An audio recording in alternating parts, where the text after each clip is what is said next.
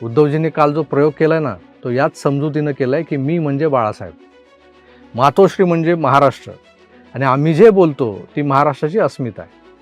हेच ते गैरसमज आहेत ज्यांच्यामुळे शिवसेना अस्तित्वहीन होत गेली आहे.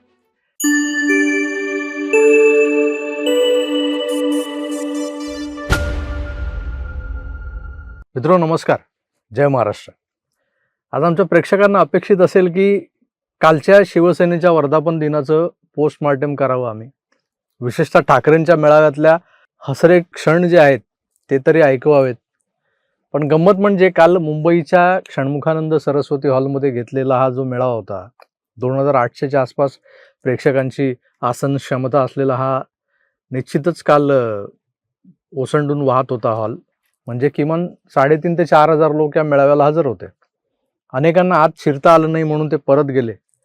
यावरून पुन्हा एकदा सिद्ध झालं की ज्या मुंबईत बाळासाहेबांनी शिवसेनेची बीजं रोवली, त्या चाकरमान्यांच्या मुंबईत आजही शिवसेनेबद्दल कमालीचं आकर्षण शिल्लक आहे आणि या आकर्षणातून या संघटनेला लाभलेली ताकद ही कमी झालेली नाही आहे तशी बघायला गेली. जनरली बाळासाहेब हयात असताना त्यांचं शेवटी होणारं भाषण हेच या मेळाव्याचं आकर्षण असायचं. लोक कानात प्राण आणून बाळासाहेबांचे शब्द ऐकायचे, ते विचारधन घेऊन सोबत निघायचे.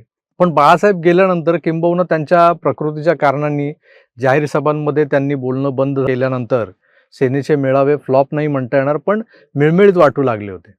अखंड शिवसेनेच्या काही अलीकडच्या मेळाव्यांमध्ये रामदासभाई कदम जोरदार भाषण करायचे, तेव्हा त्यांना टार्गेट दिलेलं असायचं नारायण राणे तर कधी भास्कर जाधव.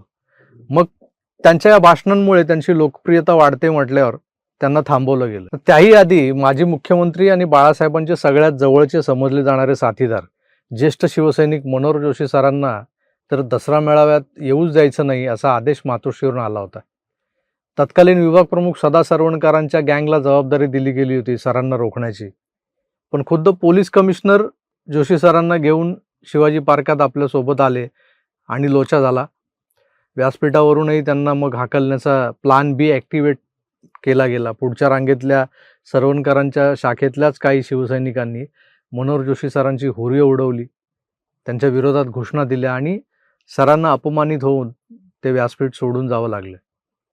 आपल्या बापाच्या वयाचा एक ज्येष्ठ शिवसैनिक ज्यानं माननीय बाळासाहेबांसोबत खांद्याला खांदा लावून शिवसेना वाढवण्यासाठी मेहनत घेतली, अर्थात सर स्वतः प्रचंड प्रोफेशनल, पेशानं प्रोफेसर म्हटल्यावर प्रोफेशनल असणारच नाही का, त्यांनी आपल्या कोहिनूर टेक्निकल इन्स्टिट्यूटचा पसाराही सेनेच्या शाखांसोबत वाढवत नेला. गाव तिथं शिवसेना, त्याचप्रमाणे गाव तिथं कोहिनूर उभं होत गेलं, राहत गेलं. पण सरांनी संघटनेसाठी खाल्लेल्या खस्ता कोणी नाकारू शकत नाही. त्यांच्या इतका विद्वान शिवसैनिक ज्यानं दादर, प्रभादेवी, माहीम भागातली अख्खी एक पिढी सुविद्य आणि सुज्ञ बनवत शिवसेनेच्या वाढीसाठी विधायक पद्धतीनं कामाला लावली. सदा सरवणकरांच्या बाबतीत म्हणाल तर त्यांचे राजकीय गुरु कोण? मनोहर जोशी. मिलिंद वैद्य, मुंबईचे माजी महापौर मिलिंद वैद्य, यांना राजकारणाचे धडे दिले कोणी? मनोहर जोशींनी. विशाखा राऊत, राजकीय वरदहस्त कोणाचा होता यांच्यावर? मनोहर जोशींचा. असंख्य नावं आहेत, पण सरांनी एका जाहीर कार्यक्रमात राज ठाकरेंचं कौतुक काय केलं आणि कोत्या मनोवृत्तीच्या राज ठाकरेंच्या चुलत भावाला मिरची झोंबली आणि मग मनोहर जोशींना राजकारणातून हद्दपार करून टाकलं त्यांनी. शिवसेनेची वाट कोणी लावली आहे वगैरे जे प्रश्न आता विचारले जातात ना वर्धापन दिनाच्या अनुषंगाने, खरं तर ते अप्रस्तुत आहेत. कारण बाळासाहेबांनंतर या माणसानं जो पवित्रा घेतला होता ना संघटनेचा प्रमुख म्हणून, तोच या संघटनेला घातक ठरत गेला. आज कोणी बोलतं संजय राऊतांनी सुपारी घेऊन सेना संपवली, हे जर खरं असेल ना तर मग ही सुपारी उद्धवजींना दिसली कशी नाही, म्हणजे आजवर इतके दिवस? राऊतांचा घरभेदी कावा हा कळला कसा नाही त्यांना आजवर? महाराष्ट्रातच काय, या देशात पायलीचे 50 राजकीय पक्ष आहेत, भूमिपुत्रांच्या संघटना आहेत, प्रादेशिक पक्ष आहेत, पण शिवसेनेची सर त्यातल्या एकाही पक्षाला नाही, एकाही संघटनेला नाही. कारण या संघटनेचा सर्वेसर्वा हिंदू हृदय सम्राट बाळासाहेब ठाकरे नावाचा एक बेखौफ, बेदरकार, रोखठोक असा कडवट नेता होता, जो इतर राजकीय व्यक्तिमत्वांपेक्षा वेगळा होता. रादर लार्जर दॅन लाईफ असा करिश्माई नेता होता. साहेब असे कमरेवर हात ठेवून उभे राहिले की त्यांच्यात दडलेले स्वातंत्र्यवीर सावरकर दिसायचे काहींना. ते एखाद्या अपप्रवृत्तीची खिल्ली उडवू लागले की प्रबोधनकार कम आचार्य अत्र्यांची छबी दिसायची त्यांच्या शब्दांमध्ये. बाळासाहेबांचं हे कसब, त्यांचा हा करिश्मा, हा वारसा त्यांच्या पुढच्या पिढीकडे हँडओव्हर झालाय का? तर नाही. बाळासाहेब हे स्वतः एवढे प्रतिभावान होते, म्हणूनच तर त्यांनी मातोश्री बाहेर न पडताही शिवसेना एवढी बुलंद बनवून ठेवली होती. महाराष्ट्रातला मराठी तरुण, मग तो माळी, साळी, कोळी, कोष्टी, साष्टी जे काही होते अशा 18 पगड जातींमधला बहुजन असो की ब्राह्मण, सिकेपी, सारस्वतांसारखा शिक्षित, सुविद्य, पांढर पेशा, अभिजन समाज असो, हा बाळासाहेबांना दैवत मानायचा. कारण हा माणूस मराठी माणसांचा आवाज बनला होता. जे मी मगाशी लार्जर दॅन लाईफ वगैरे म्हणालो ना, तसाच आकार आणि आवाका माननीय बाळासाहेबांनी निर्माण करून ठेवला होता स्वतःचा. त्या विश्वरूप दर्शनाचा धसका घेतलेले मराठी द्वेषी किंवा महाराष्ट्र द्वेषी हे मराठी माणसाच्या वाटेला जात नव्हते. हातभर फाटायची त्यांची. हा जो काय भीमकाय आकार, जी खरं तर आभासी सावली होती एक, बाळ केशव ठाकरे नावाच्या एका कल्पक व्यंगचित्रकाराची. या माणसानं आपल्यातला बाळ केशव ठाकरे जो होता ना, त्या बाळ केशव ठाकरेला बाळासाहेब बनवताना स्वतः प्रचंड बदल करून घेतले होते. ते काही जन्मताच पुढारी नव्हते, नेते नव्हते, ना प्रबोधनकारांचा कुठला राजकीय वारसा होता. पण प्रबोधनकारांचं सामाजिक उद्बोधनाचं कार्य, त्यांच्या पाखंडांवर केले जाणारे जे काही प्रहार होते ते जवळून ते अभ्यासत होते. कदम मेन्शनच्या म्हणजे शिवाजी पार्कात जवळच राहणाऱ्या स्वातंत्र्यवीर सावरकरांच्या एक एक लकबी, म्हणजे सावरकर बसायचे कसे, त्यांची बसण्याची पद्धत, त्यांच्या वेगवेगळ्या भावमुद्रा यांचा बाळासाहेबांवरचा प्रभाव स्पष्ट दिसतो. मी स्वतः बाळासाहेब ठाकरे या व्यक्तिमत्वाकडे प्रचंड आकर्षित झालेलो असल्यानं मी त्यांचा फारच बारकाईनं अभ्यास केलाय. बरं, हा अभ्यास करून मला कुठल्या परीक्षा द्यायच्या नव्हत्या. हे मी माझ्या अंतर्मनात जे काय आलं ते उमटल्यामुळे करत गेलेलो होतो. 1985 ते 95 या दशकभरात मी कधी विचारही केला नव्हता की अशी कुठली वेळ येईल की मी साहेबांना कधी प्रत्यक्षात भेटेन. 95 नंतर नोकरी जशी करत होतो, आमदाराचा PA होतो शिवसेनेच्या, त्यामुळे मला माझ्या या दैवताला प्रत्यक्ष भेटता आलं.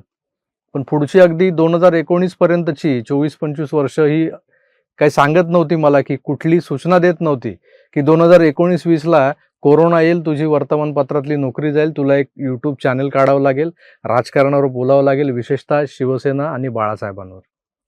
म्हणून नव्हता केला मी तो अभ्यास. पण जो अनाहूतपणे होत गेला तो आज माझ्यात उतरलाय, माझ्या विचारांमध्ये भिनलाय. माझं व्यक्तिमत्व त्या माणसानं भारीत करून टाकलंय. आणि हा असा मी एकटाच माणूस नसेन या भूतलावर, या महाराष्ट्रात असंख्य असतील. मोजायला गेलो तर हजारो असतील. पण आम्ही उपऱ्यांनी, परक्यांनी, बाहेरच्यांनी बाळासाहेबांच्या प्रती असलेले आकर्षण, ते ममत्व आणि त्यांच्या प्रती बाळगलेली श्रद्धा ही त्यांच्या बायोलॉजिकल वारसदारांनी बाळगली असती ना, तर आज शिवसेनेची ही अवस्था अजिबात झाली नसती. उद्धवजी कालही एका संभ्रमात वावरत होते त्या मेळाव्यात. मेळावे फ्लॉप होतात म्हणून सेनेनं काही वर्ष आधी त्या नितीन बानगुडे नावाच्या शिवशाहिराला आपल्या व्यासपीठावर आणला होता. तो सातत्यानं एका वीरश्रीपूर्ण आवेशात, कधी डोळ्यात पाणी आणून, आवाजात कंप निर्माण करून आणि मग असं काहीतरी करून शिवचरित्र सांगताना दिसायचं. तेव्हा किमान शिवसेनेच्या मूळ स्वभावानुसार आणि छत्रपतींच्या स्मरणानं सैनिकांमध्ये वीरश्री तरी संचारायची. पण कालांतरानं वाघाची मांजर झाली असं म्हणावं लागेल. कारण जिथं आव्हानाला प्रति आव्हानं दिली जायची तिथं काय झालं, काल काय झालं, तर अजून एक नितीन आणला होता, नितीन चंदन शिवे. हा आंबेडकरी विचारांचा एक कवी आहे. घाटावरच्या लहेजात तो जे मांडतो ते ऐकतच राहावं असं वाटत असतं आपल्याला. कालही त्यानेच अर्धा तास सभागृहाला बांधून ठेवलं होतं. पण आता चंदन शिवेंच्या काळजाला हात घालणाऱ्या भावनिक सादरीकरणानं समोरचा शिवसैनिक हळवा करून सोडला होता. त्याला वीरश्री बिरश्री काही संचारून घेता आली नाही. खाली बसलेल्या आमच्या सुषमा अक्का ढसढसा रडल्या की हो काल. कित्येक महिलांनी डोळ्याला पदर लावला. पण त्यानंतर खुद्द चंदन शिवे म्हणाला की मी आता थांबतो, कारण वाघाची डरकाळी ऐकायची बाकी आहे. आता खूप आशा लावून बसलेले लोकही तिथे होते. पण झालं काय, उद्धवजींच्या सगळ्या भाषणातलं शेवटाला जाणारं किंवा शेवटाला नेणारं वाक्य, जर कोणाला वाटत असेल की मी या संघटनेचं नेतृत्व करायला लायक नाही, सक्षम नाही, तर मी माझं पक्षप्रमुख पद सोडतो. या वाक्याची पेरणी नेमकी आजच का, यावर जरा लक्ष द्या. भाजपा कितीही आकडेवारी दाखवू द्या की आम्ही महाराष्ट्रात शिवसेनेच्या आधीपासून स्ट्रॉंग होतो, शिवसेना निवडणूक लढवत नव्हती तेव्हा आमचे 4 आमदार निवडून आले होते वगैरे वगैरे, पण हे त्रिकालबाधित सत्य आहे की सेनेशी युती करून बाळासाहेबांचं कट्टर हिंदुत्व जोडीला घेऊनच भारतीय जनता पक्ष हा महाराष्ट्रात वाढलाय. सोबतीला सेनेलाही तेवढाच वाव होता. पण भाजपा हा मुळात राष्ट्रीय पातळीवरचा पक्ष असल्यानं त्यांनी शिस्तबद्ध पद्धतीनं आपला राजकीय विस्तार केला. शिवसेनेला ते जमलं नाही.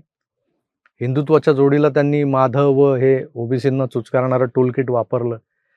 भाजपा राज्यात मजबूत बनली, पण अप्पर हँड हा सेनेकडेच होता, कारण बाळासाहेब.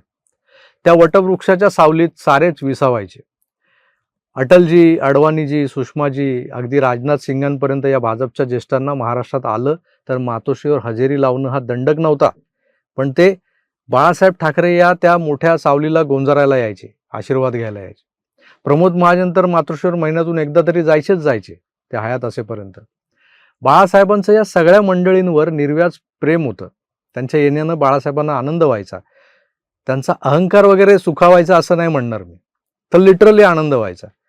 कारण साहेब हे मनानं साफ होते. पण मनानं साफ असलेला माणूस तितकाच भोळा होता. राजकारणातले छक्के पंजे त्यांना फारसे कळायचे नाहीत. कित्येक निवडणुकांमध्ये प्रमोद महाजन हे संघाच्या मुशीत तयार झालेल्या काही जाडजूड मिशा असलेल्या, जाड भिंगांचा चष्मा घातलेल्या चिकित्सक लोकांना घेऊन जागा वाटपाची चर्चा करायला बसायचे. तेव्हा त्यांच्याकडे जाडजूड फायली असायच्या, कागदांवर आकडेवारी असायची. हा मतदारसंघ भाजपलाच द्या, तिथं सेना कमजोर आहे, ही आकडेवारी सांगते, हे बघा ते बघा. मग ते असं सगळं करून साहेबांच्या गळी उतरवलं जायचं. हा जो जागा वाटपाचा प्रसंग आहे ना, ज्यात मान्य बाळासाहेबांच्या भोळेपणाचा किंवा राजकीय भोळेपणाचा फायदाही घेतला गेला आहे भाजपकडून, त्या प्रसंगाचे एक प्रत्यक्षदर्शी आहेत. त्यांना सोबत घेऊन या विषयावर मी एक पॉडकास्ट पुढच्याच आठवड्यात करणार आहे. तुम्ही तो जरूर बघा. थोडंसं विषयांतर झालं पॉडकास्ट वगैरे. तर मुद्दा असा होता, बाळासाहेब म्हणजे लार्जर दॅन लाईफ सावली होती. भाजपवाले त्यांच्यावरच्या आदरापोटी, आदरयुक्त दराऱ्यापोटी, भीतीपोटी, ते म्हणतात ना, भयबिन प्रीत कहा, तर भीतीविन प्रीती नाही, ते तसंच होतं साहेबांचं. पण ते साहेब होते. उद्धवजींचं गणित कुठे गणलंय माहिती आहे तुम्हाला? तर ते स्वतःला उद्धव ठाकरे कमी आणि बाळासाहेब ठाकरे जास्त समजतात.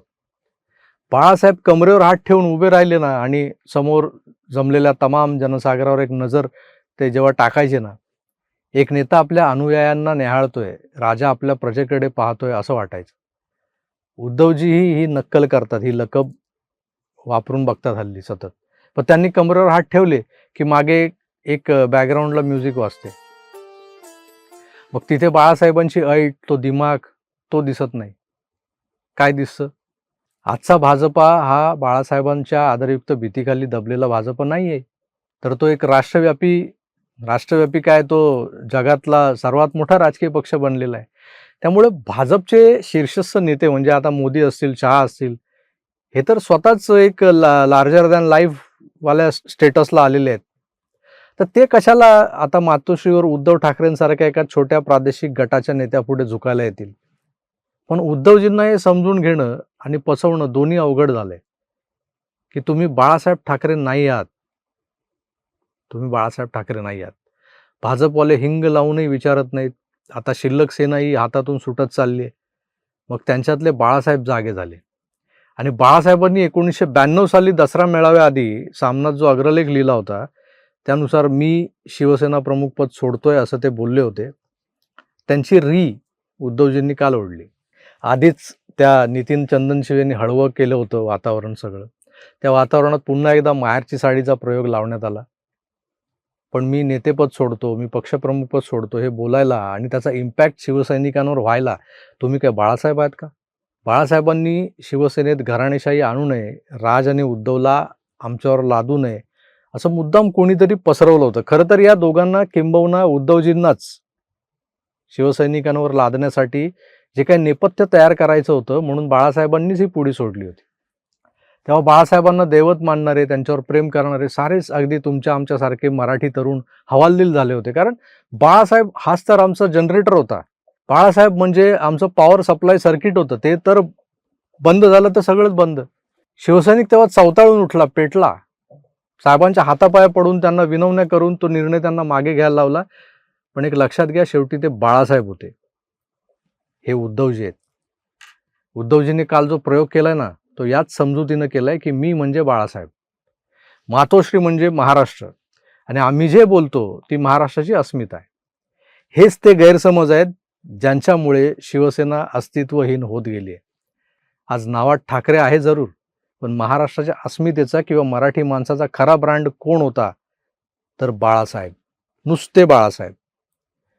ठाकरे हा ब्रँड असताना तर तो आजही टिकला असता, कारण 2-2 ठाकरे आहेत आज महाराष्ट्रात. पण बघा, बाळासाहेब आजही एक ब्रँड म्हणून तुमच्या आमच्या मनात आहेत. उद्धवजी, तुम्ही म्हणजे बाळासाहेब नव्हे. तुम्ही या गैरसमजातून बाहेर या आणि मग बघा, कदाचित तुमचा पक्ष जरूर उभारी घेईल. तुर्तास इथेच थांबतो. पुन्हा भेटूच. तोवर आपली काळजी घ्या. आणि आज काही टिवल्या बावल्या केल्या नाहीत, कुणाची भंकस मस्करी केली नाही, म्हणून कदाचित काहींना पटेल न पटेल हा एपिसोड, तरीही जे सत्य दिसतंय, समोर दिसतंय, ते मांडण्याचा प्रयत्न केलाय. यावर तुमच्या कमेंट्सही येऊ द्या. पुन्हा भेटूच. धन्यवाद. नमस्कार.